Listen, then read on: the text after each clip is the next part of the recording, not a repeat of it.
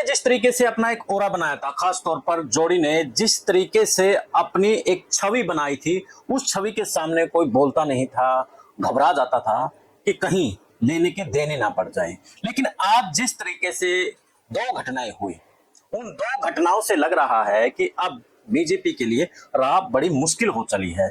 आज पहली घटना जो कि दिल्ली की सीएम के साथ हुई, तो वही दूसरी घटना पर जो अमित शाह है, जिससे पूरे नेता, पूरा सिस्टम डरता था, घबराता था, लेकिन आज उसके मुंह के ऊपर जिस तरीके से बिल फाड़ करके मारा है, तो कहीं ना कहीं जो ओरा बनाया था, आज वो ओरा खत्म हो गया। और यहीं से कहीं ना कहीं अब बीजेपी का ये मान के चलिए कि ढलान शुरू हो चली है। जिस तरीके से राहुल गांधी ने अपनी वोट चोर कैंपेन से एक बीजेपी की जो एक मजबूत दीवार थी उसमें छेद करना शुरू किया था, आज उसी छेद के कारण से जो बीजेपी की हालत संसद में पतली होती नजर आई।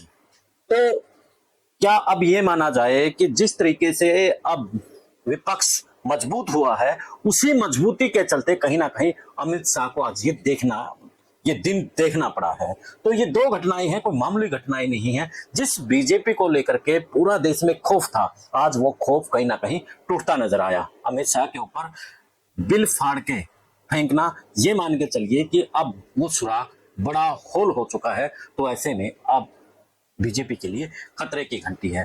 तो क्या आपको भी लगता है कि बीजेपी के लिए खतरे की घंटी है, या फिर अभी बीजेपी कोई और रणनीति और कोई दांव चलने वाले हैं? क्या कुछ दांव होगा, क्या रणनीति होगी, तब तक आप भी सोचें और हम भी लेकर के आएंगे इसके ऊपर जानकारी। जुड़े रहे विश्व प्रेम न्यूज नेटवर्क के साथ। जय हिंद, जय भारत।